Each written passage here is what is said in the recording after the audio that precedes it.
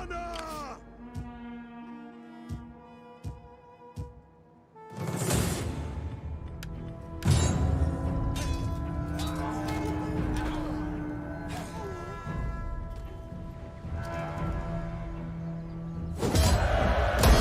Commander, ready for battle. We hunger for battle.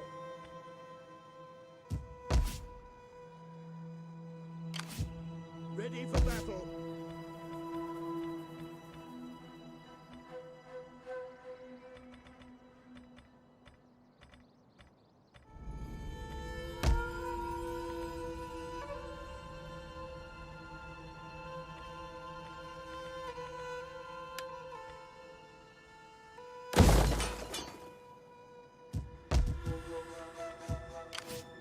We hunger for battle.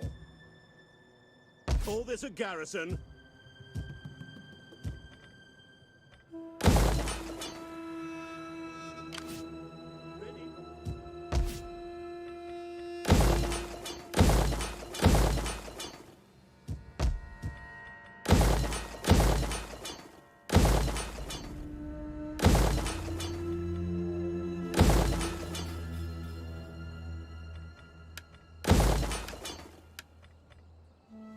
Ready for battle.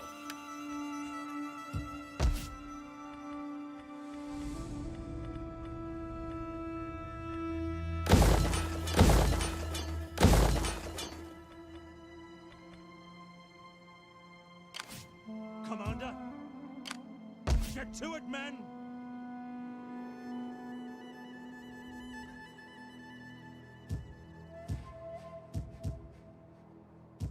We hunger for battle. Commander, set up the watch.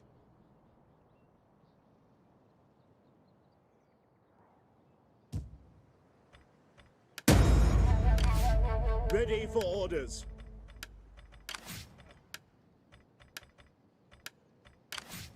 Ready for orders.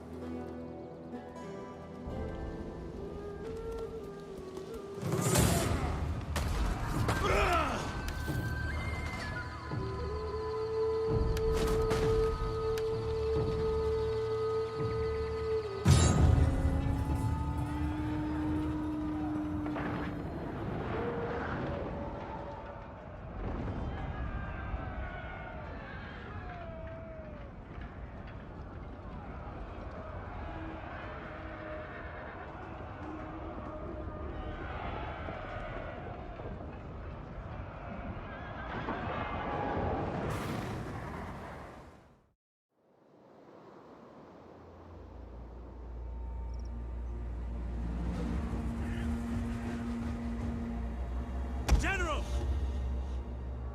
Hold! Levis Armatore! Scout Equitas! Onaga!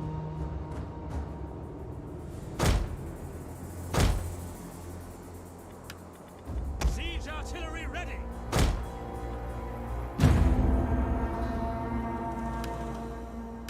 Our enemies mean to march into our capital and utterly overthrow us. They mean to take over. The enemy has reinforcements.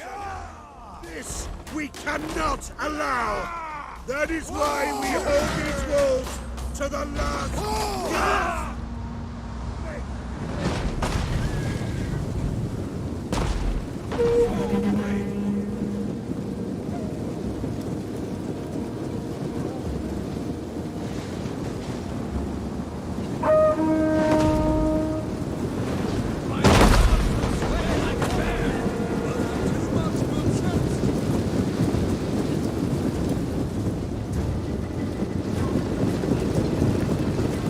are losing ground! It's an ambush!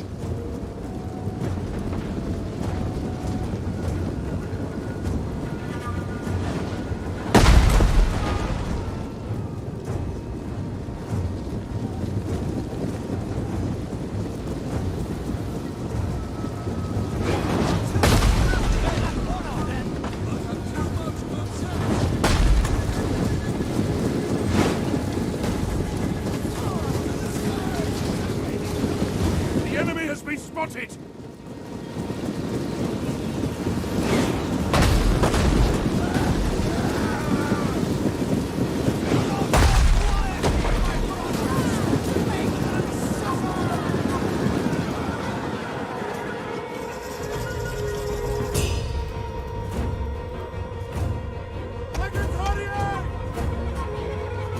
Advance at speed!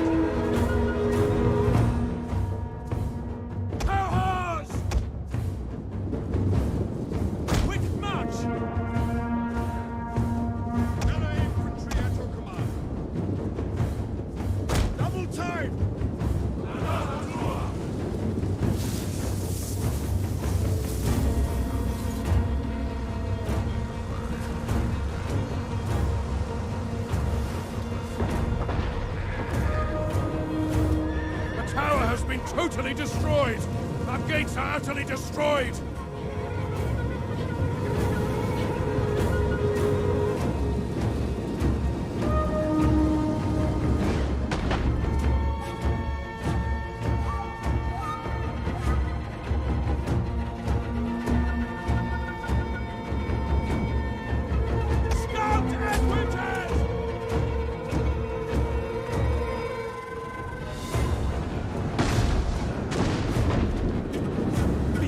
At the walls!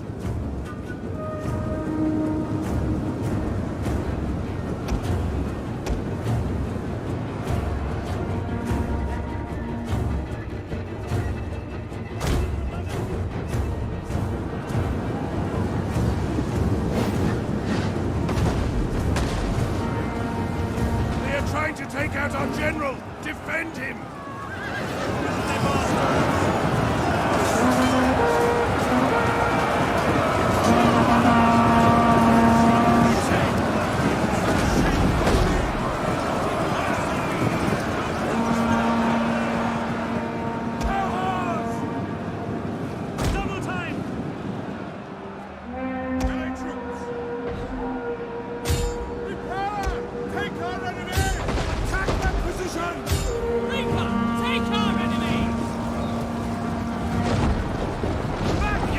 Capture the gates!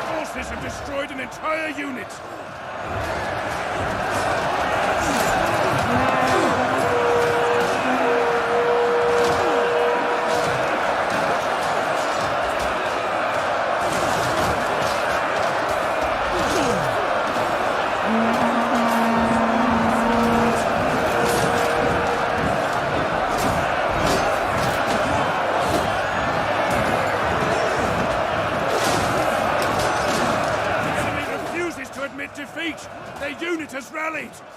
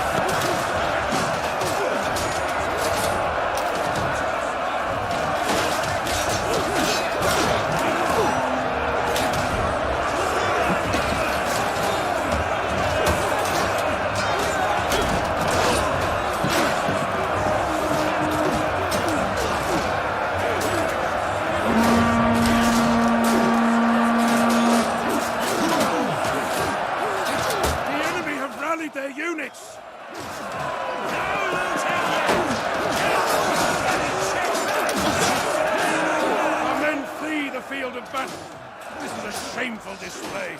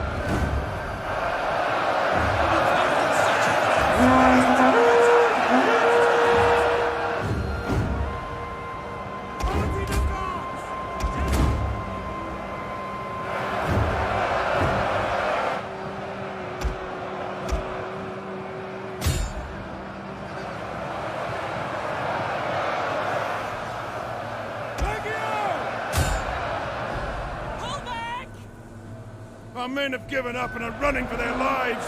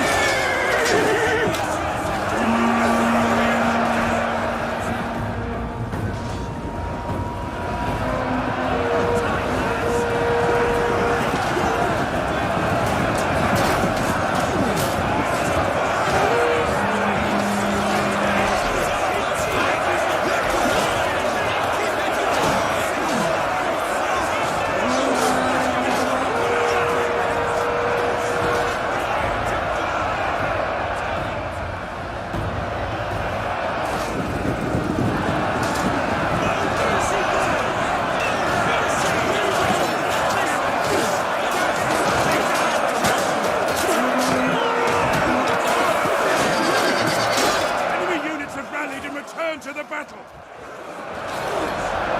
Men have thrown down their weapons and are fleeing!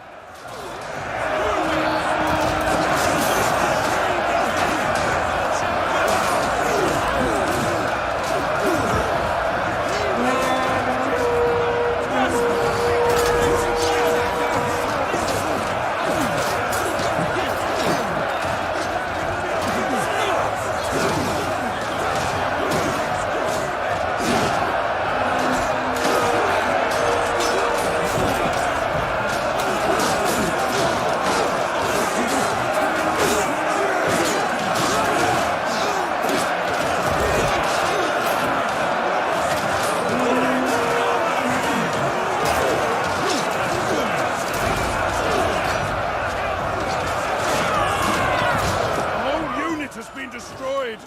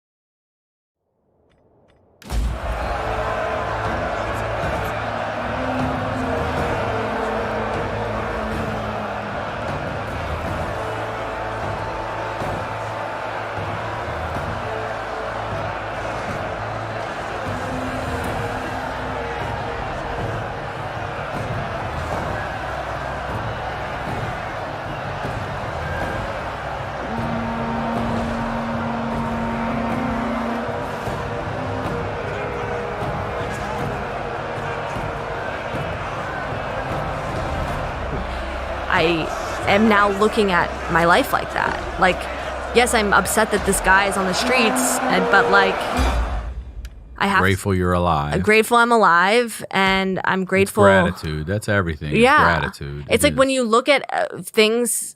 I never before this looked at things at what I had. I always looked at things at what I didn't have, and I still do that. I still catch myself being like, I want like this, you know, like I'll see someone get a late night set, and I'm like, what the fuck? But I'm able to be like, that is so unimportant. It's so unimportant. It's like... We were talking before, you said you're a Comedy Store regular, right? Nope. I've been at the Comedy Store since 1999, and I'm just in the system now. I'll be, hopefully if it happens next year or the year after, I'll be 50.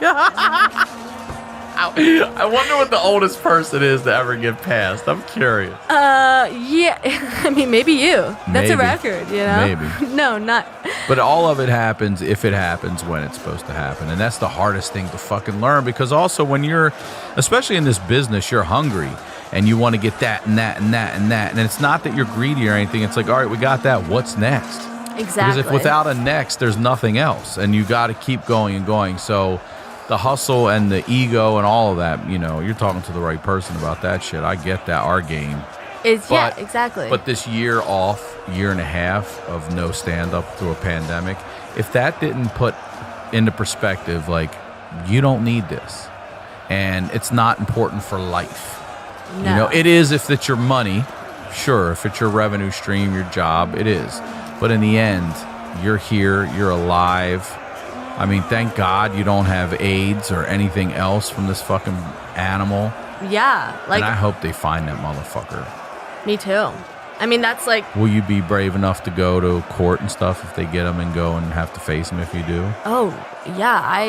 I like... For your she said part of the yeah, fucking exactly. court? Yeah. I do want to go and like... I've heard horror stories about people who... I know it's going to be harder than I'm like imagining it, because I'm like, I want to fucking look this guy in the eye and be like, because he... Yeah. The fact the next day he was so confused that I was like, you raped me, and in his mind he was like, no, I didn't. Like, he had somehow justified in his head that what he did was not incorrect. Right. And me calling him out, he was like, why? He looked scared, and I'm like, this is... But it's also, he was clearly taught this by someone. Oh, go wait outside 1212 Santa Monica, or go wait outside the bungalow. Go wait outside Delilah. We're all, like, there are young girls who get drunk there all the time. Wasted. Falling down, coming out. Yes. I've seen it. You see it when you drive by up the Sunset Strip, like, oh, man. Exactly. I mean, and the fact that I survived, honestly, one of my friends goes, aren't you a little old to get raped? I was like, oh my... Who said that? One of my best friends. But What she was the like, fuck? She was like, you just hear it like in college and like early 20s, but 29. I was like, yeah, I got it. I'll have you know I recently had Botox, okay? I lost some weight. I'm looking pretty good right now. But, what was it? I guess the point is, like, yeah, these guys, he was taught this. So the point that a lot of people don't want to, obviously I understand women do not want to publicize it, whatever, but it should be known that, and it sucks because I'm like, I was with a guy friend. So you think, like, stick with a friend. All the safety Drop him off last. Yeah, exactly.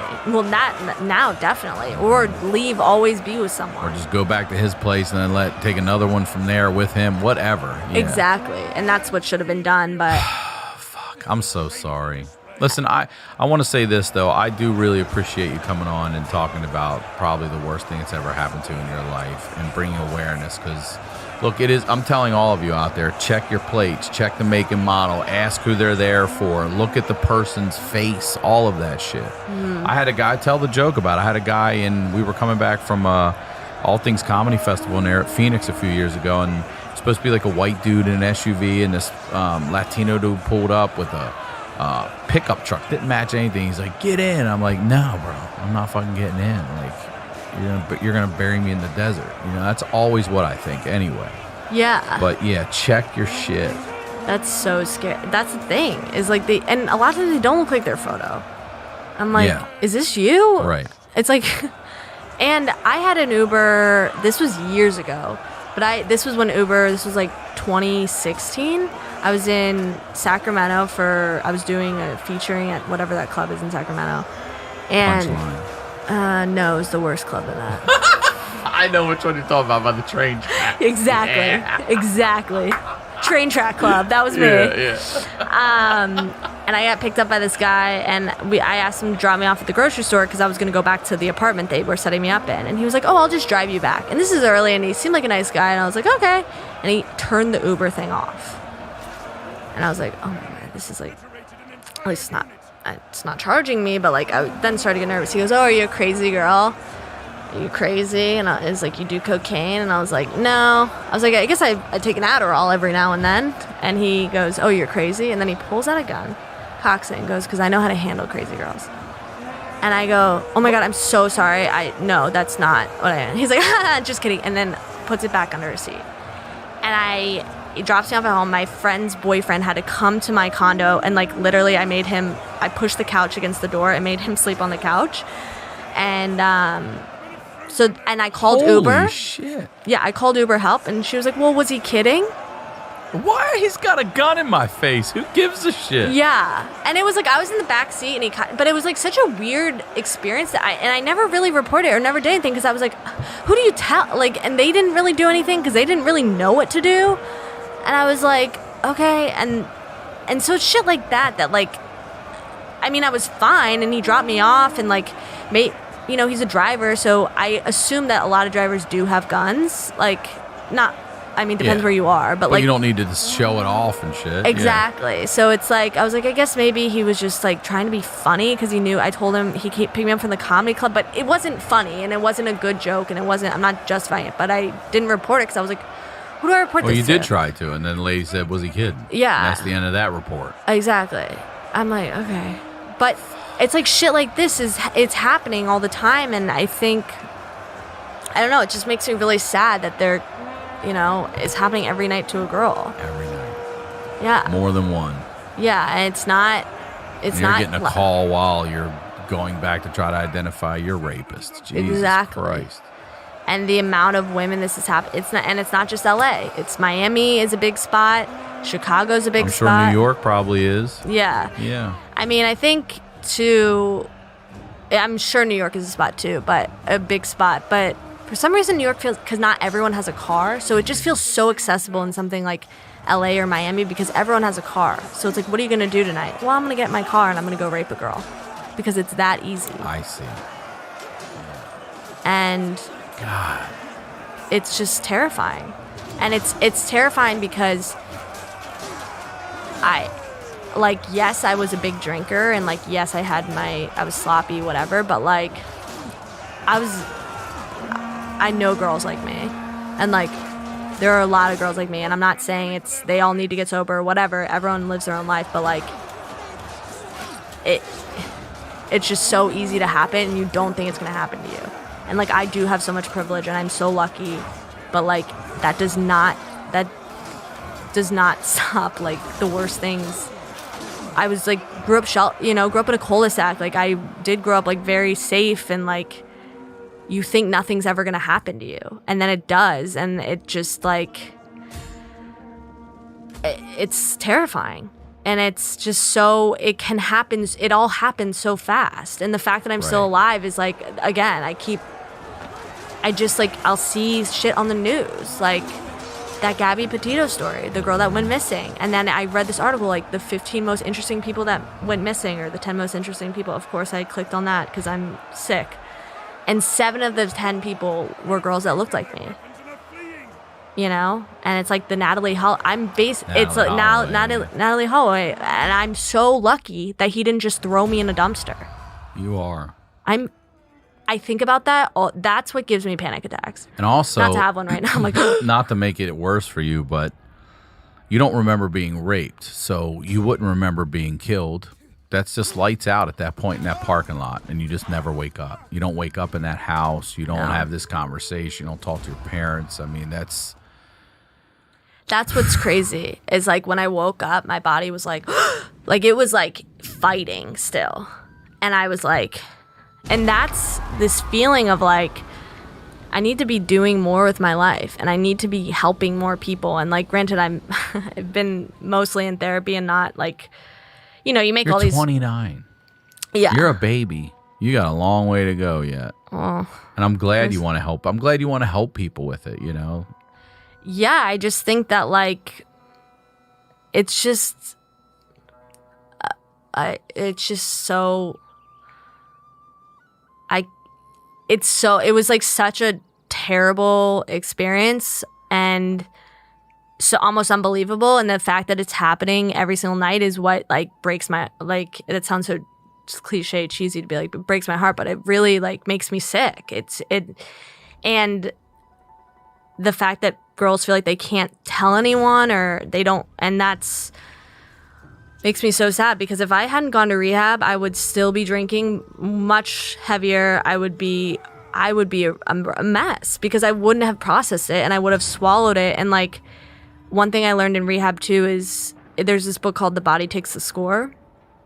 And it's about how trauma lives in the body and not the mind. Mm-hmm. So I had a traumatic massage where this woman was giving me a massage, and she was like, knew nothing about me. She just was a masseuse at this place. But this woman told me she was kind of a medium. And so she was pushing, she was like, did you get into a relationship too fast recently that went too fast and got, that went bad quickly? And I was like, yes. And she's like, oh, I can feel that under your foot. And then, like, I had been, assaulted before, and she was rubbing the back of my thigh, and she was like, have you been assaulted before? I was like, how do you know this? She was like, it different points in your body have different pressures. So even if you think like, oh, I've processed this, oh, I'm okay with it, inside your body, you might not have. So like when people have a certain pain, they think, oh, it's because I've been working out, or, oh, I've been doing this, but it could be something psychological. Wow. So that was, I think, the most interesting thing to take, because I would be like, that was my whole life. I'm fine. It doesn't matter. I'll be okay. But truthfully, that's impossible because my body's hanging. Yeah, you're taking so many bullets until you can't anymore. Exactly. And you're at your limit. Exactly. So it was, I still feel like it was 6 months ago, but I do feel like I've come a long ways. Like, I mean, for you to openly I walked up to you, hugged you, and said hello, and you just let it out. I mean, at the belly room, on that little landing up there. I mean, you've definitely come a ways to at least talk to me about it. I hadn't even seen you. Yeah. I guess it's just weird because people have been like, how's your year been? And I'm like, not great, been better. And it is my life. It's been like all consuming. But again, I do have this outlook that I don't think I would, because I was the type of drinker, I could have drank for the rest of my life. I could. It's reckless, but it's like a drunk, sloppy girl. And I needed something like this to fucking shake me awake and be like, what the fuck are you doing, bitch? You're wasting so much of your life, and I was just pissing away everything I was given. And I have been given so much in this life, and the fact that I almost lost it at fucking literally at 29 years is like such a shame. And I used to say that about, not that I'm like comparing myself to Amy Winehouse, the genius talent of wasted potential, but like I always said, oh, she wasted her potential. Like she had so much. And then I think of myself, like I'm wasting my potential. And yeah, I'm not doing heroin, but I might as well be. I almost was fucking dead. And that's the thing about going to rehab too. People will be like, oh, they went to rehab for this reason. They're not that bad. People will be like, oh, well, they went to rehab because, they have a real problem. And it's like, I hate that shit because I'm like, everyone has a fucking problem. Yeah. And how it affects them doesn't matter to you. Alcohol could affect someone at a level 2, but you at a level 10. Exactly. And the flip with weed or coke or something like that, I can do it once a year, not be. Someone's like, I'm doing it nightly. Exactly. And there is such a stigma to going to rehab too, which I've found out. And I've always felt that I never want to be an alcoholic because that just feels like I lost. I can't control. And I'm such a control freak. I'm a perfectionist. So I'm like, I want to be able to control how much I drink. But my brain does not work that way. So the only control I can have is by not drinking at all, which sucks because I was in a sorority. I love to party, but I love you. I really do. The party's over. Chelsea Skidmore and Steven Randolph. They've been telling me to go to rehab since I was 24. They're like, go to rehab. But I called them a rehab, and Steven's in the background. I love him. He's like, party's over, Hannah. Party's over. Shut it down. I was like, thank you, Steven. Well, listen, I know this was very difficult and uncomfortable to share, but thank you for coming on and doing that. I really do love you to death. I love you too. I have a great connection with you, and I'm so sorry to walk up and hear that. And then it just kept getting worse, and here you are now sharing it. So thank you, for real. No, thanks for. I hope this helps. It's definitely going to help people. It will definitely help people. And I hate to say, but my guess is probably going to be that we're going to see a few women in the comments who might be brave enough to say that this has probably happened to them. Yeah. And that's going to suck too. Yeah. So thank you for bringing light to this, because again, as a guy, I'm just worried I'm going to get robbed or killed. I'm never worried they're going to rape me. My God. So thank you. You're really strong. Well, thanks. Will you please promote whatever you'd like again? Yeah, I'm promoting Lyft. I'm promoting yellow taxis, rape whistles, and that's my merch. It's rape whistles and fucking Valtrex.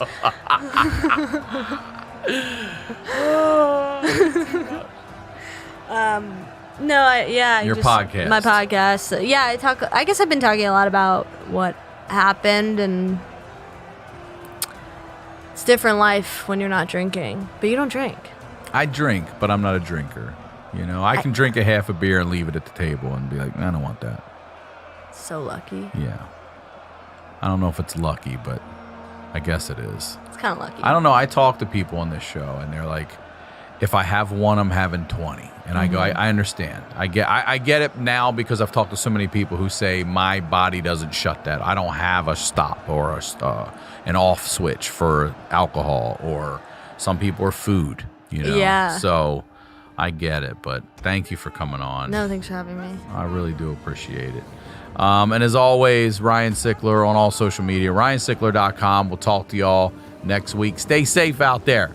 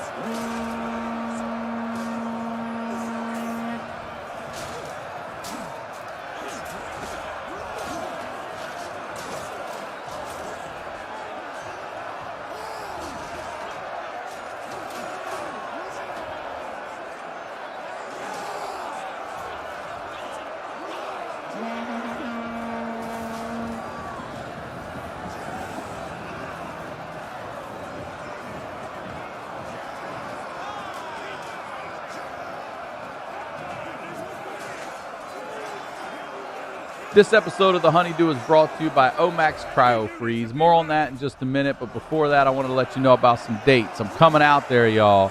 Let's see here. In L.A., February 22nd, Ice House in Pasadena, headlining the show that night. Come out, Pasadena, L.A., February 22nd. March 19th through the 21st, Phoenix. I'm coming back to Phoenix, House of Comedy, Phoenix, March 19th through the 21st. March 26th, I'll be at the La Jolla Comedy Store, headlining that night, March 26th at the La Jolla Comedy Store. And then in April, I'll be up in Vancouver, April 23rd through the 25th. So go to ryansickler.com, sign up for the email newsletter, and check out my dates and come see. You're listening to The Honeydew with Ryan Sickler.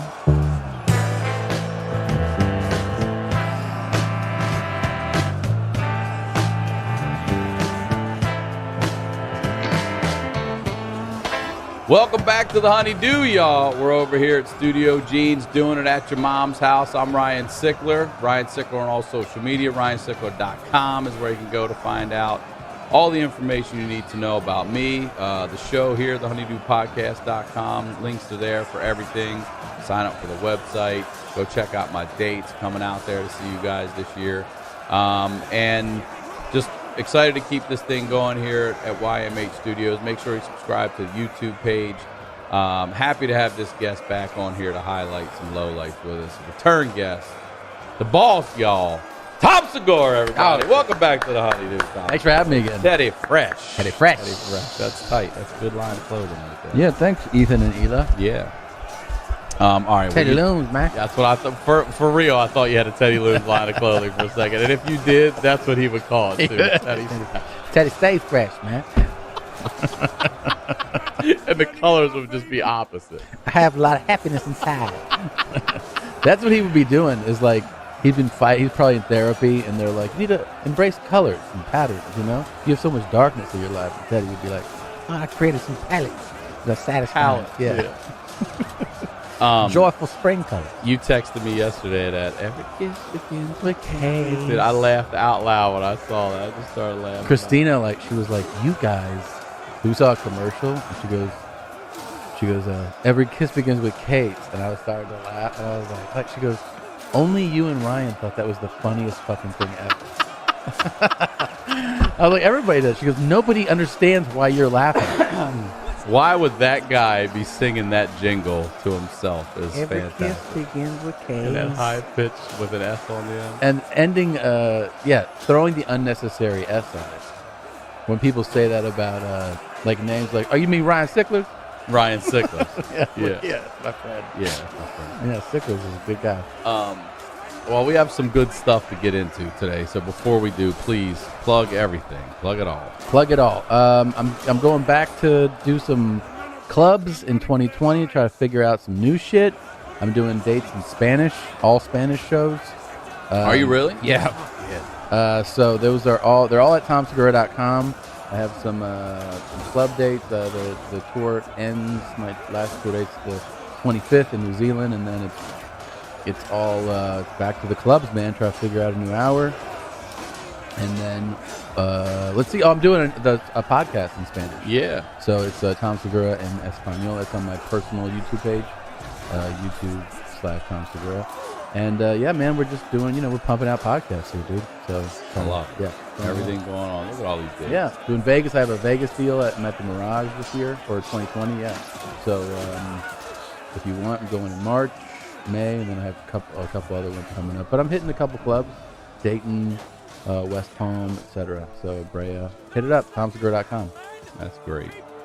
All right. I know we were talking before, so I guess I just want to get into this. Just as you do, you ask me just really deep, thought-provoking questions, and you just spat out to me, what's the gayest shit you've ever done? That's what you just said to me before we started recording.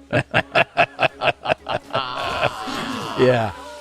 And I honestly can answer you and say that the gayest shit I've ever done is the shit that I've been made to do. The showering with children in middle school for no fucking reason. Dude.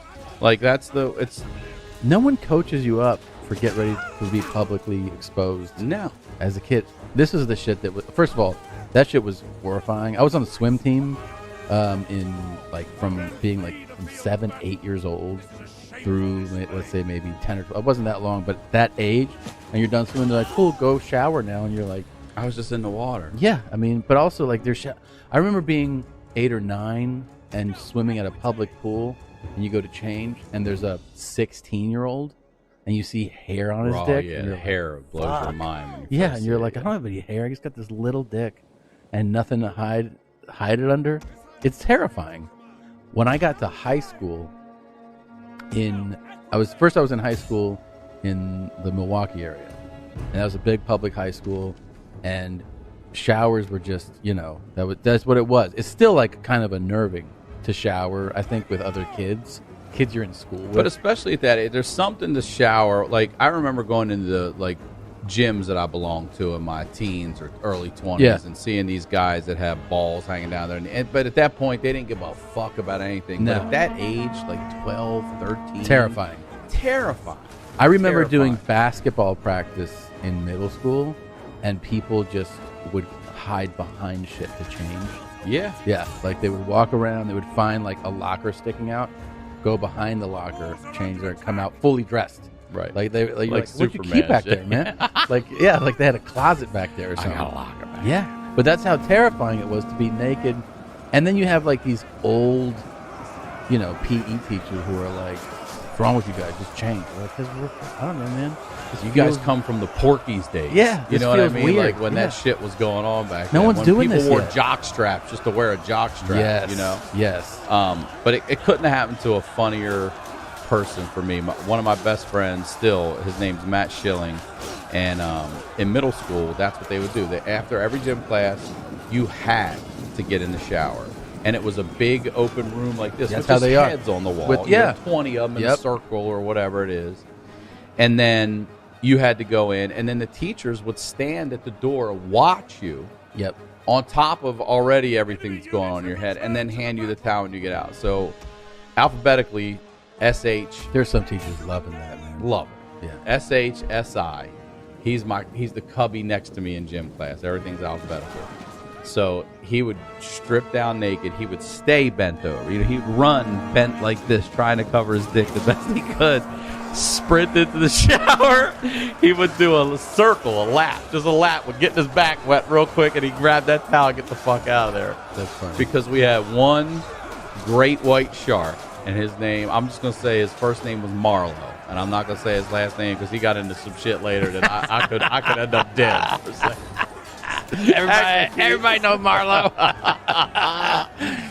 And Marlowe got in the shower in 7th grade, and Marlowe had the dick of a 32-year-old blessed man. You know what I mean? Yeah. He would shower. You know what I mean? Yeah, He'd be like, "Spout y'all." He took his fucking time. We're like, what the fuck is that? Yeah. that's bigger than my dad's dick. Yep. Yeah. It's crazy, right? To see a dick like that. Like on that kid, yeah. Like, man, you ever see big puppy paws? Like, oh, you're gonna grow into those. Yeah, paws. yeah. He still hadn't grown into it was like he had a dick that he had to grow into. He was going to get to it later. Yeah, like eventually it will be proportionate. Sure, but right after now graduate school. Yeah. Dude, this is the weirdest thing. This is so bizarre. So we move from, I'm a freshman in high school. My dad, that's how much my dad loves football. I'm playing freshman football at this big high school in the Milwaukee area. And he got this job. He was going to be transferred to this job in Florida. So it's like we know in, let's say, July, August.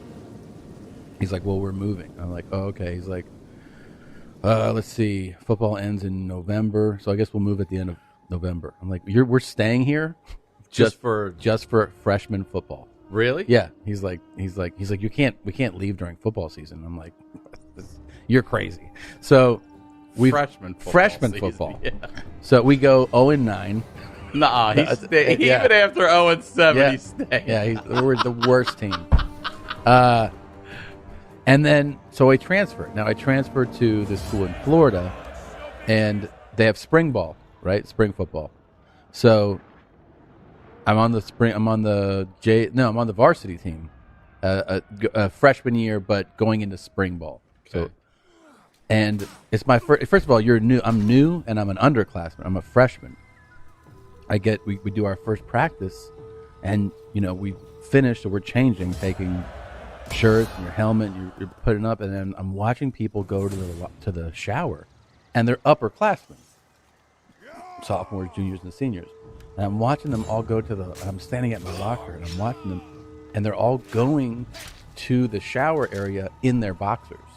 So I'm like, oh, maybe there's like somewhere to hang it, or there's laundry. I don't know, because I'm new. So I'm like, all right, I keep my boxers on, and then I walk through the locker room to the showers, and I look in the shower. Everybody's showering with their boxers on. Really? Yeah, in their boxers. And I think it's so weird, but I'm also... Thank God. Thank God, but I'm also an underclassman, so I'm like, I'm not going to pipe up. And then I'm like, all right, so I shower, and then one of the coaches is like, you guys are fucking weird. Like, he comes in, starts telling them, and I'm like, he's like, why are you wearing your boxers? I'm like, I'm a freshman. Go talk to one of the seniors, man. Right. So he just like ridicules them and then leaves. And I'm like, this is so bizarre. And then, I go to the next practice, and then they keep doing it. Then the season starts. Everybody's doing it. The whole team team showers in their boxers, gets out, and then like changes from their at their locker. But nobody showers naked except for one guy. Our Marlowe. You're Marlowe. Yeah. And he has the dick of two dads. And he is black as night. And this thing looks like a fucking, like a growth. It looks like growth. Yes. It looks like something might be wrong. It's such a big dick. I would say his first name, but there's only one. So I don't think it won't hide who I'm talking about. But he was always like, I got no problem. We're like, yeah, of course. So he just displayed that thing. And he would also shower, like you're saying, fully shower, and then come out and talk. Sing and he would shit. talk to people. Like, Chat with the towel over the shoulder, not around his you waist. doing that class this year or what? And like, you're like, yeah, man. And he was just just stand in front of you and talk to you. Yeah. And that dick was like, I mean, he had a really, really impressive dick. It's something. It's got to be weird, too, to be a grown man and be the teacher and look in that shower and be like, that kid's dick's 5 times the size of my dick. That's got to be weird. They had to think that. They had. I mean, even the coaches, they had to be like, you see that kid's dick. Like, they're talking about it after having beers. Like, can we, hold on, let's talk about the cover 2 in a second. You see that kid's fucking dick. That kid. They're going to have to give him 2 scholarships. We want you to play linebacker, and we want that dick to return punts. That's right. Yeah. Your dick's a kick returner. It's fucking crazy. It's just so weird that they would lump you in like that at the weirdest time of your life and then just say, figure it the fuck out. Everyone's so insecure. Are you and maturing at different times? It definitely changes. But are you fully comfortable with being nude now in any any locker rooms? No. Yeah, I'm not. No. I'm good being in boxers. I'm good, or a towel around me. I'm good with that. But dick out and everything? Nah, I don't. It's not necessary. Okay, because you said you were single at times during the technological revolution. I never was. Did you send dick pics? Never. I just don't. I don't understand the point of it. First of all I ever hear is women complain about it anyway. Yeah, and then I'm like, it's true. They're always like gross, or like gross. I didn't ask for this. I don't want this. And even the ones that get it, that I've known that do like it, they're just like, man, it's a dick. Yeah, you know what I mean. Well, I always just think in terms of like, I'd never ever sent one. Was like, that's just like that's blackmail kind of. You know what I mean? Yeah. Like potentially embarrassing in any number of not just like to get you back, but it's like, do you want the access of that out? I always thought in those terms, like, would you want that out there just for any reason? And I was always like, oh my God, I can't imagine having that out there. But I guess that's the norm now. I mean, I guess everybody's like, yeah, I can't imagine it. Do you ever get hit up? Like, are you ever DMing or texting someone and they're like, how about a dick pic? Like, do they ask you for it? That's a great question. No, I've never had a woman. I've had plenty of pictures sent my way, unsolicited videos. I've had videos come my way. Shit, I can't even. Never. They're like, never. What's up with that dick? Show me that dick, man. Yeah. I should actually wish. I think these guys all send their dicks. They probably all do. Yeah. They're that age. They're younger. Yeah. They're still thinking with it. Yeah. Yeah. Dress it up and send a pic. Nobody. What is it? Even if it was Marlowe's dick, maybe I would send that. Yeah. If you had I'd have to send dick. 2 pictures. I got to get that landscape on for that fucking 7th grade. What you want, the base or the tip? Click, click. Yeah. You swipe right. I'm gonna have my aunt hold the camera and take this picture here from a distance. Yeah, I'm still like, I'm not like mortified, but I'm not proud. But it's not that I'm not proud of my dick at all. I just think that if we're going to capture anything, it should be. Women are they're curvaceous. Yeah, they're much more beautiful beings. Curvy. Of course. Yeah, I mean, it's just a dick. It's like, here's my arm. I've seen a bunch of those. Yeah. But also, we're wired differently. And a nip slip gets this fucking guy's all in a tizzy. Girls, that's true. I don't really. Yeah, his balls hanging out. I love your balls. Yeah, it's so right? hot. Sliding out of the side of your I can picture shorts. that bag sitting on my face. If there's a chick's vagina slightly out of her fucking shorts, guys are like, fuck yeah. And if our ball bag just drips out a little bit, look at this fucking piece I of look shit. every time I see an attractive woman post something that is even somewhat, not like, near nude. Let's say just at the beach. I always immediately on Instagram load comments, and I start looking to see how many fucking guys out there are just like, oh, I would love to pump and dump inside you. And I'm like, jeez, like, because it never doesn't happen. No, they're always, there's always just somebody like, out there. you can fucking shit in my mouth, and Yep. I'm like, wow, It's just testosterone Yeah. screaming on the internet at everything. at everything. Yeah, it's always like Yeah. that. Don't even shower. Social media I want you to gave stink. testosterone And then, a voice. Jesus, man. Yeah. It just barks. Yeah, and I'm always like, I mean, I just look for it because I know it's going to happen. But I'm like, what? I don't know. Do you think that's going to work? Right. Nice snatch. Yeah. Oh my God. Let me hit this guy. Let up. me fuck you. Yeah. And if it does work, those are the girls you don't want to fuck. That's for sure. Yeah, twice. You don't want to fuck them twice. All right. So we have some more stuff I wanted to talk to you about. All right. So I asked you about, can we go into the story? Yeah, whatever you GHB want. story? Yeah. All right. We'll go to that after. But the story you told on This Is Not Happening about overdosing. Yeah. You just said that there were some warning signs before that you're going to tell us about. And then I asked you if you ever talked about because I am curious, did they make you go to rehab? So tell us a little bit about before and then, and you can sum up the story and then go into Yeah. So I started fucking with GHB. Why and how? Senior year of high school. One of the kids, the first time he mentioned it, he was really into training, like bodybuilding. And he was like, because that was how the thing kind of started getting out there was like, oh, this is like a supplement. Bodybuilders take it, right? Because your body naturally produces this. And of course, it's just like, it's a way in, but then it ends up not being that at all. Because they sold some form of this in like the supplement companies, in the stores. But what you end up buying on the streets is a totally different. It's not the shit Barry Bonds and all these guys No, were eating man. in Major League Baseball at the time. They use it as anesthesia when it's like made in a facility, and they administer it to knock you out for surgery. Right. And so we were taking it during lunch. How? So Is we it would liquid? liquid form. So it tastes exactly like ocean water.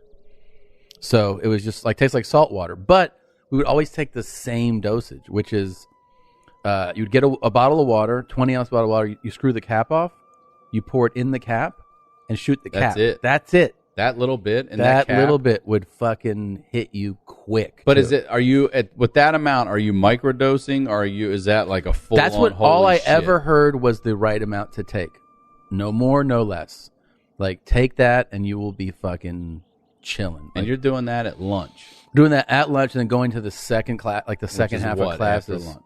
I had like English and And are you like what's the high Smi- euphoric? yeah, You smiling you're- ear to ear yeah. like you loving English and shit. yeah, like you're like Tom's always happy. in Yeah, like class. that. Yeah, after lunch. after lunch. Yeah, but the thing But that where was you- cool is yeah. that it would. I mean, if you're trying to disguise your high, it wouldn't affect your eyes. Like your pupils wouldn't change. They wouldn't be red like if you smoke weed or. Are you slow You don't thinking or Um, like if they asked you a normal question? you can should be able to like yeah. And where are you sneaking it? Do you go in like the bathrooms and stuff, or just? People would keep it in their cars, and even and as seniors, we could leave campus. Oh, okay. So we would do that, like go take a hit of it, go back to class. Yeah, I mean it's. And how many people do you know at the time are all doing this shit? People that know about? I think there's like a group of 25 that know about it, and I would say like regular users, it's like around 10. And regular meaning daily for you? I mean, not every single day, but like Most days. a couple days a week during school, and on the weekends, like for parties and everything, for sure. And where are you getting it? Who gets We're- it? From there's a couple kids that start being like the regular providers of it. Were they already graduated or are they in school? They're in school. They are. They're in school, yeah. And then I remember I got some when I went to college, and it was fucking weak. And I remember being so upset. And I also, the guy thought, everybody, when I first got to high school in Florida, everyone thought I was older, and they thought I was a narc. And then when I got to college. Did they really? Oh, yeah. When I got to college. That kid got beat up at our school at a party. Oh, really? Yeah, the Tom Segura at our school got his ass beat. When I got to college, they were like, "You're 35." Like, nobody thought. Like, they all were like. And then I was big. I had a beard, and it was a D2 school, and all these guys were like, "You play football?" I was like, no, I used to. And then when I was shortly thereafter asking for drugs, they were like, this guy looks like he's 30. He's not playing ball, but he should be, and he's trying to get like they. So I actually bought it. Cop. The guy who I bought it from. This is how dumb he was. He was like, meet me in the dorm, like the lobby of this dorm, and I was like, okay. And he was like, you're definitely not a cop, right? And I was like, nah. And so I go to the lobby, and he stands like on the other side of the lobby, and he starts pointing, and I'm like, what? And he's like, and he points to a payphone, and I see a bottle there, and then he goes like put the cash there and leave with like, if I'm a cop, this doesn't register. Right, yeah. This keeps me out of jail. Yeah. I was like, so I walked over, and he would just go he would no, don't talk. And I'm like nod at him, and then I just put the money down and took it. It was so watered down. Taking it really didn't do shit. It wasn't like the Florida shit, which was like, yeah, what is that the A1 stuff? It is euphoric. I mean, it's immediate too. So that was the thing. It is. You know, how long does it last? I'm trying to remember exactly. A couple hours? I feel like it was something like that. Get you almost to the end of school. Yeah. And then you would kind of come out of it and feel, you didn't feel hungover. You felt fine. Did you feel like you wanted it again though? Was it addicting? It wasn't like that. It wasn't like I got to get another hit. No, it wasn't a crave thing. It wasn't a crave thing, but you're like, it's fun. It feels good. You know, it was great for boredom. Like, you know, we're bored. Yeah. Especially your last few months of senior. You're like, oh my God, can't wait to get over with this. And then it would make you, to me, I should say, socially more comfortable. Mm-hmm. You know, like the insecurities of socializing, and which a lot of times people, you know, they say having a drink loosens them up, blah blah blah. It was great for that, for like social stuff. You would just feel, I don't know, less insecure about, you know, whatever, saying anything. You just would feel like fine, like, you know, and if you felt knocked down by any moment, you would just be like, not bothered, just keep going. I remember I had a bottle I put in my backpack, and on a family vacation, a bottle of the straight GHB, street GHB. How big of a bottle? In a water bottle. So in a 20 ounce, but I had like half of it full, and I was on a family vacation, and I would lean in the back seat and hit it in the car, and then just fucking be like, it's the best family vacation ever, guys. Just on a long drive. So I started to fuck around with it more, and then two times I remember something. Once we went to a concert in like Fort Lauderdale, and we're coming back, and I'm not driving. I'm a passenger, and I'd taken it, and everybody who would sell you GHB would always give you a warning about, man, just whatever you do, you shouldn't be doing this. Yeah. I just want you to know, whatever you do, super dangerous. You should not be doing this. But they would always tell you to watch your doses on it. So like, be careful. You know, like hit. What's the recommended? A capful? Take a cap a day. Well, they're just like, take a cap's gonna do it right. So just don't. You know, you don't need to do this until you don't feel it again. Right. Yeah. But they would always warn you not to drink on it. Okay. Because they were like, that is a deadly combination. I think at that age, you know, people tell you that with like, you know, remember getting high, super high? No, getting drunk first and then smoking, and you'd be like spinning and and I would pray. I'd be like, God, please let me die. Yeah. I would feel so bad. I'm okay with this. Yeah. I'm okay with not living. Take me now. Take me. I'm all right with this. So I remember that morning would come a lot. When we go to this concert, I take a hit, and like maybe you're just like not feeling it immediately. So let's have a beer. And I start having a couple beers. I'm at this concert. I'm with a group of people. Everything at the concert's fine. I think we get back to head back, and I take a shot. That's what it was. After having some beers. Oh, okay. And dude, all I remember is like getting back from the drive and being like shaken, and they're like, you were fully out, like completely out for a while. And I was like, oh, and I remember being like, oh, I've blacked out. Like I don't remember I remember we were at the concert, and then we're back now. Right. A couple hours have gone by. So that was kind of, a scary feeling to have. And then I was like, let's do it again, So, So you did it again? well, I just kept doing it. I didn't take it like that night. I remember you have like the panic of like, what happened?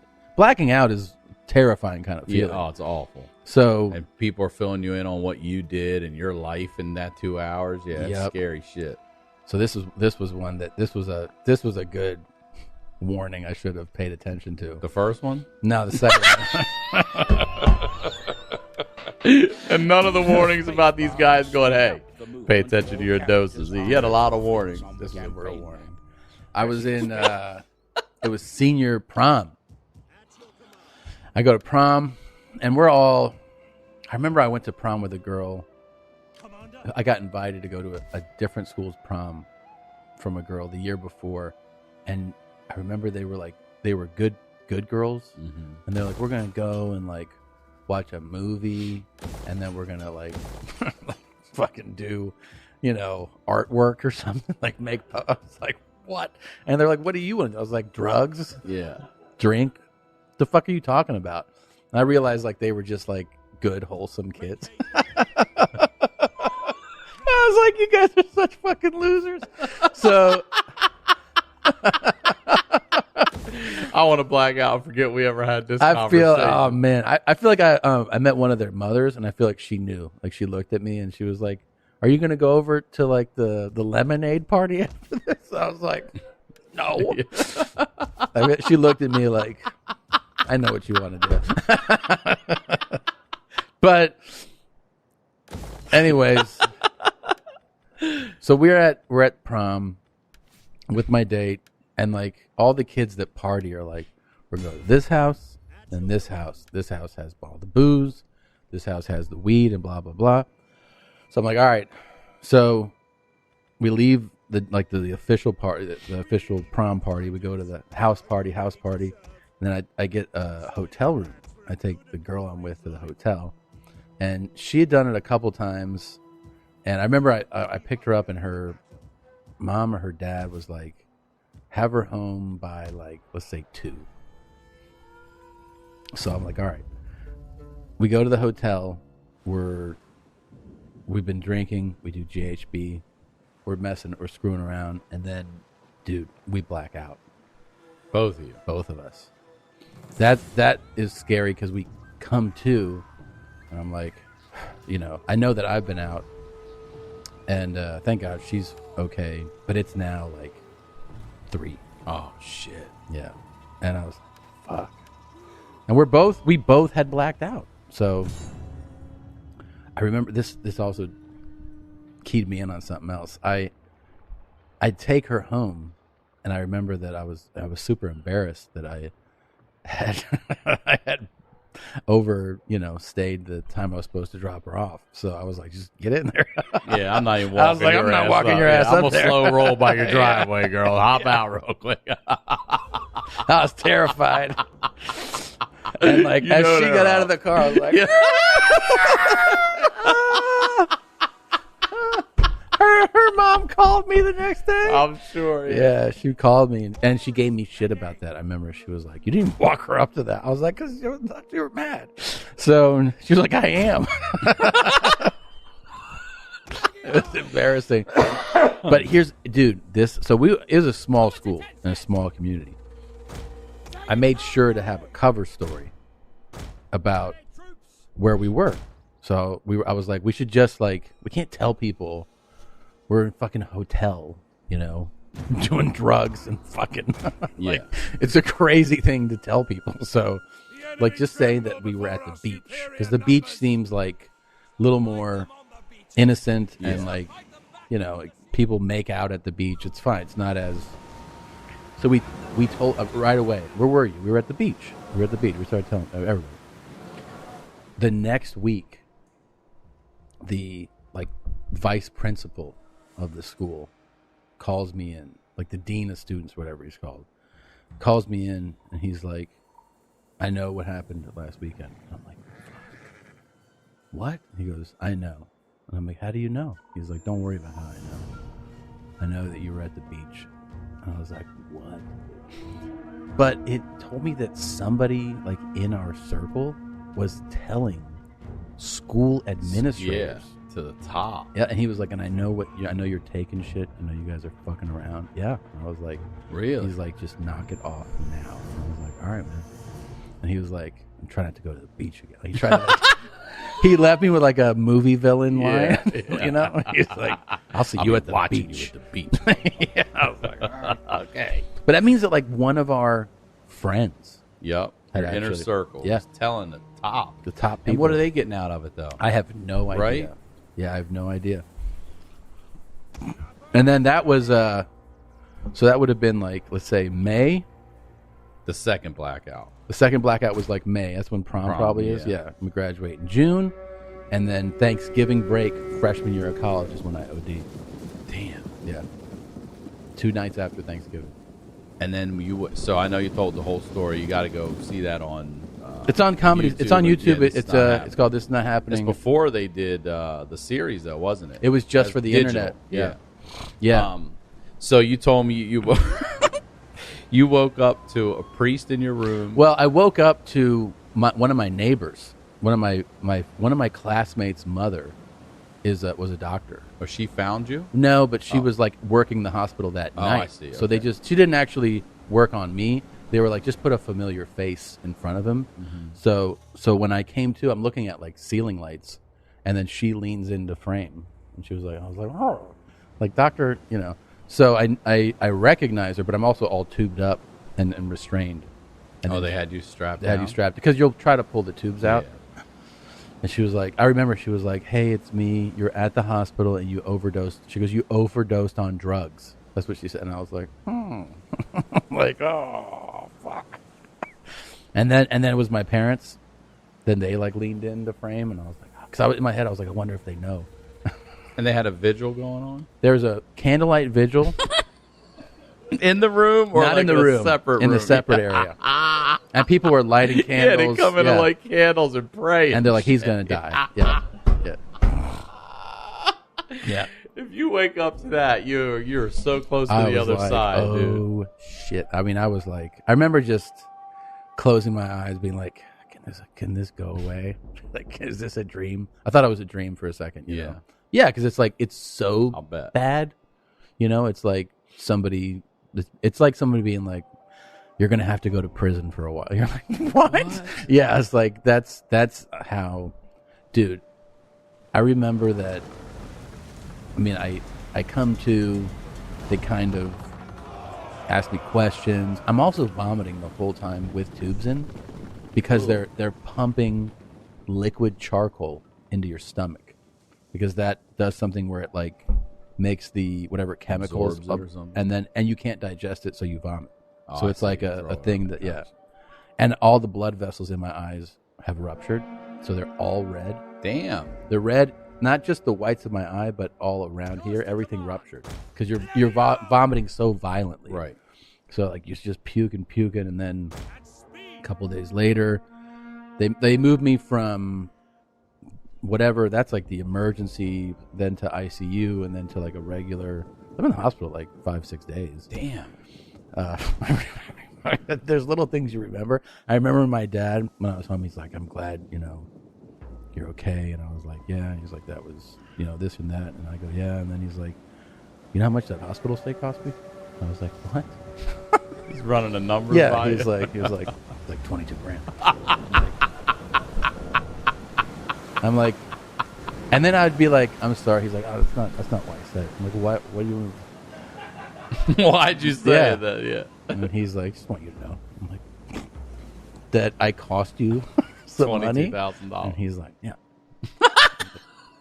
Let's take a quick break to tell you about our sponsor, Omax Cryofreeze. Whether you're an athlete, a weekend warrior, or someone who deals with constant joint pain, back pain, muscle soreness, or arthritis, finding a natural remedy that instantly works might seem non-existent. Most over-the-counter pain relievers such as Icy Hot and Bengay only focus on one basic cooling effect, such as menthol, which temporarily takes your mind off the pain until that pain returns in an hour or so. If you're looking to get rid of nagging muscle and joint pain immediately while providing long-lasting recovery, then you need to try the natural breakthrough pain relief solution, Cryofreeze CBD, developed by Omax Health. This non-prescription triple-action pain relief roll-on is specially formulated to block pain receptors, reduce inflammation, and improve muscle and joint flexibility. The best part is this 100% natural CBD-powered remedy works its magic within 10 minutes of application, and relief lasts up to 8 hours, which is much longer than the over-the-counter products. It's super easy to throw in your gym bag and take on the go for emergency pain relief. Simply roll it over where it hurts and ice out the pain with an Arctic blast. So if you're looking to relieve your muscle and joint pain within 15 minutes and need a natural yet powerful solution that's tested and works, try Cryofreeze Pain Relief Roll-On. This quick-absorbing, scientifically backed formula provides pain relief instantly, and if pro athletes use it, well, it must work. Remember, go to omaxhealth.com today and enter code HONEYDEW to take advantage of this incredible savings. That's omaxhealth.com and enter code HONEYDEW, and you'll get 20% off Cryofreeze and site-wide. Don't let muscle soreness continue to be an excuse for living an active lifestyle. Go to omaxhealth.com and feel relief fast. Now let's get back to the dude.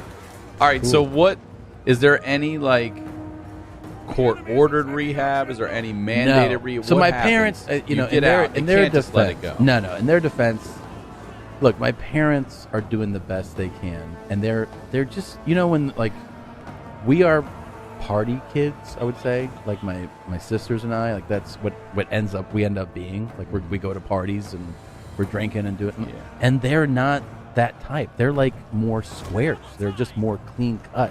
Like So they don't even know to look for it or think they don't about know it. shit about that. I feel like they're basically like for the purpose of the conversation, innocents. They don't know. Right. So they're like, I was supposed to be back in college. Now I was in the hospital. Now I'm out, and it's like I'm recovering, and it's like, well, it's time to go back to school. And my parents are like, you can't send this fucking kid back to school. He just OD'd. Like he's gonna we're just sending him to die. And they feel like, if they do just send me back if something happens, how could they ever live? Yeah, of course. And I get it more now, right? You're just like, they're go like, we have to do something. So they send me to a drug rehab facility I think it's in Lauderdale, like one of the really good ones. Is it overnight? You're staying overnight? Yeah. To be evaluated. Yeah. And I'm like, you've got to be shitting me. And they're like, no, you got to go. Like I would want to know why. I would want to know. You would want to know if that's your kid. Now you see that. Like, of course. What the fuck's going on with my son? And I go, what am I supposed to do? They're like, you're going to get evaluated. It's a 3-day evaluation. So you go and you get there and you're paired up with someone. Oh, you do have. I was going to ask. You have a to. roommate. Oh, you have a roommate. So I'm paired up with this guy, and I Do you remember remember. his name? I don't remember his name, but I remember his. He was there. What was he there? He was an alcoholic, and his thing was he was drinking over a fifth of gin a day. A day? A day. Every day? Every day. And I was like, the human body can dude, take some you should have shit. seen. I'm in bed. I go, so what? He's like booze, alcohol, and I was like, but like, what were you doing? He starts to tell me. He goes, yeah, I was drinking like over a fifth of gin. I go, Jesus Christ, man, you're fucked up. Like, I'm You're like, in there next to yeah, him. I'm next to him, and I'm like, I just woke up to a candlelight vigil, man. You're a piece of shit. I'm 18. Everybody in there, Okay, yeah. is older than me. Oh, really? Yeah, They're everyone. not in. I'm thinking high school, college. No. kids. Oh, these They're are all adults. adults. And it's like mostly men. And there's group in the beginning of the day. And I'm like, they're like, oh, so they all introduce themselves. How big? How many people we talking about? I would say 20. Yeah, 50? like 20. Everyone's like, hey, I'm Gary, and I'm an alcoholic. And everybody's like, hi, Gary, or I'm, Kevin, and I'm a drug addict. I think they would say, what did they say? Just addict. Yeah, something like that. And then they got to me. I was like, I'm Tom. I'm just doing an evaluation. The value. I'm here. Yeah. I was like, I'm not saying that shit. And they were like, oh, don't say it till you're ready. I'm like, I'm not going to be ready. I go, I partied too hard. I'm here. I got to get the fuck out of here. Like, let's wrap it up. So they're doing like everyone's this dude is telling a story about selling his body for crack. And he's like and sleeping in a dumpster, sleeping in an alleyway, and I'm just sitting there like, yeah, you know how sometimes when you run out of weed, you're like, is there anything else I can take? I'm like, you guys have real problems. I mean, that guy was like, get him the fuck out of here. These guys, so one guy, I get through telling them, I'm like, I really don't have anything wrong with me. I just fucking partied. And this guy's like, I want to say something. Oh, I still remember him. I go, okay. He goes, I think, you're trying to minimize some of the things that, like you've been doing. And, you actually are kind of diminishing the role that like these drugs and everything have in their life. And I was like, you don't know what you're talking about at all. So they're like, how can we help this guy? I was like, it's a fucking evaluation. So I'm doing this because my parents won't let me go back to school. And then I'm sitting with, so there's counselors that are working, like they're hired by the facility. And then there's like the ones that are more like volunteers. You know what I mean? Where they've been there, they've been sober 10 years, and part of their sobriety is to come to the place and talk to people that are like newly in this facility. Mm-hmm. This guy pulls me aside. The welcome fucking community coming to see you. He pulls me aside that he's like 10 years sober. I used to fucking shoot heroin in my neck, and he's like, "Hey man, come on." I go, "Okay, well." He goes, if you can stay cool with weed and booze, don't tell me this. I was like, at the rehab facility.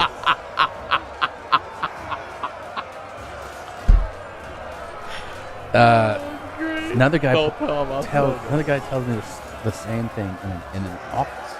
Pulls me in the office. He goes, "You can still chill with weed." And I was like, "Okay." Because they're like, "What have you done?" And I'm like, "Dude, I've drank, like in high school and college, smoked weed." And they're like, "Do you ever take," they started like, "Do you ever take ecstasy?" And I'm like, "Yeah, once. I took it at a fucking party. It didn't do anything. And then I took this shit because it did something." And they're like, "That's another thing." I was like, God damn, I don't know what to say. Then I start. Here's the thing. I was the worst guy in the facility because, I could talk to people. So I would see a guy getting coffee. I go, "Hey, so I missed it. Like, what'd you say? What was your thing? You were saying?" He's like, "Oh, I used to I was just cocaine." That's gotta be fucking awesome, man. Like, awesome. Yeah. I was like, doing coke's gotta be wild. And he's like, yeah. I remember he goes, "Gotta be careful how you react to people's stories."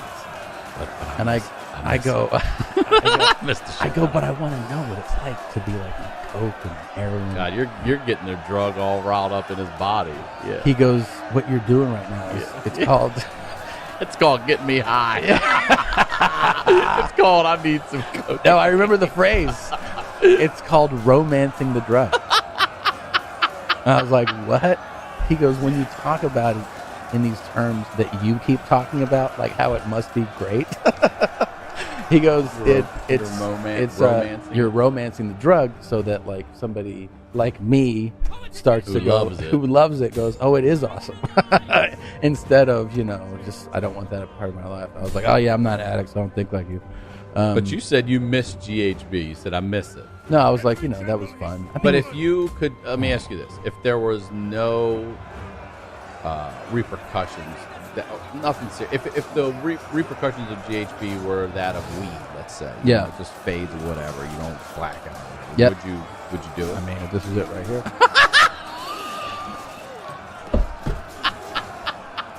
And it's instant. But I'll tell you this. It's instant. It's instant. Yeah, it would be like 5, 4, 3. I'd be like, "Oh yeah, man, it's great." There it is. But I haven't done it. Look, I remember that guy told me, he was like, there was like it's like a movie cast. Mm-hmm. One of the counselors was the stern counselor, and he was like, "Well, we did this evaluation, and we find that you have a strong propensity for chemical dependency. And I was like, okay. So you mean that, like, because I had this overdose, this unintentional, like, where I just took too much, now I'm an addict? And he was like, well, my evaluation would be that you most likely are. And I was like, okay. And I just left there. I don't know. I never did anything again except weed. You know, like I didn't drink for a year. Here's the thing: when that happens to you, there's only one of two ways you're probably gonna be. You're either gonna be like, "Fuck it, I don't give a shit," and like just right away, or like you're terrified and you go, "I just don't want to take anything." Right. Because it's such a scary experience. Yeah, I'll bet. So I didn't even touch a sip of alcohol for about a year, and then I would say about 6 months after that, so a year and a half later, I was like, I can smoke weed. Like, that's how long it just was a traumatizing experience. Smoked weed. That's it. I finished college with like smoking weed and drinking, you know, beer, whiskey, whatever. And then, after college, same thing. I don't know. It's been 20 years, and I, the most that I've done is like had a few drinks, smoked weed, or eaten fucking Joey Diaz edible that makes you feel like He just told me about that, by the way. He just said, I was done with it. Said he gave you an edible on the plane and had to give you something to bring you down. He's such an asshole. He also did that. He did it to Mike Cronin, who was opening, who just met him. He was like, "Hey, I'm Mike. Nice to meet you." He's like, "Try one of these." And how much is it? And you know what Mike said? This is like 2 days later. Mike called me. He goes, "I keep having flashbacks." Flashbacks. He goes, to the moment. He goes, the moment that I put that thing in my mouth and swallowed. He goes, Joey was talking to somebody, and then he looked at me, and he laughed maniacally. Like he just went, yeah. And Mike was like, that was weird. Like he didn't put it together in the moment. He goes, I just remember that Joey had looked at me and just started like, dude, Mike, it hit Mike after me. So I was fucked up. And Mike called me. He goes, I thought you were just a lightweight. Because you're on the plane when this is happening? No, I'm with Joey. I would freak out if I was in the First air. of all, I think I'd freak out. I'm just like, I'm at the club. He fucking robbed me of a night. 2 days, really. 2 days? Yeah. But when I took it, because I asked him, I like mild edibles. Mm-hmm. It's what I like. I like it. It's like having a couple drinks. I have a buzz. I can enjoy myself. It's fun. He's like, that's what that is. And I'm like, why would you have a mild one? Yeah. So he pops 4 and he goes, well, I'm like, oh, maybe it is. Like he's taking 4 of them. How, that would make sense. He's given me, one time I was with him in Vegas and he gave me 20. He had a 20 milligram pill. And I saw the package and I was like, oh, so he does fuck with things that aren't 100 milligrams. Right. And I remember with the 20, I took a 20 and he was like, and popped like 4 in his mouth. So with these, he does the same thing. I'm like, oh, maybe it is a mild edible. Take it. Hour and a half later, I'm like, do you remember how many milligram it is? Do you know? All we know is that it was at least 100 and that it was dipped in hash oil. Oh my God. That is absurd. Yeah. That's something you do if you're home on the couch trying to run from 4. something. He took 4 of those? He took them before he went on stage, and he was like, I started to have a panic attack on stage. And I was like, what do you do? He's like, it's part of that's the game. You're crazy, yeah, dude. he's crazy. He goes, all you got to do is take a Xanax. Nobody knows nothing. I was like, what are you talking about, man? Like, that's what he's like, come down. When you go too far, you take a Xanax, like you balance it out. I'm like, this is a fucking dangerous. I don't know. This game, I don't like it. I was high. I was out of my mind for 6-7 hours. Out of my mind. That long? Oh, my eyes were pulsating. Yeah. Body vibrating. I was asking what words are. And and like, why are we here if it isn't to express love? Like shit like that. Yeah. Just being crazy. And where is he taking you? Where are you going with him while he's doing it? I'm at his show at the Improv, and then we're on a plane. We're So flying are you home. fucked up on the plane still? Fuck yeah. Yeah. I'm out of my mind. So I fucking sleep for most of the flight. I get off the plane. I'm like, I'm less high, but I know I'm fucked up. I go home. I nap some. I get up, and when I get up, it's let's say it's noon, and I'm like, oh, I'm high. I'm not like kind of high. I'm really high right now. The rest of the day high. Really? Yes. And then when I go to bed, I feel like a high is coming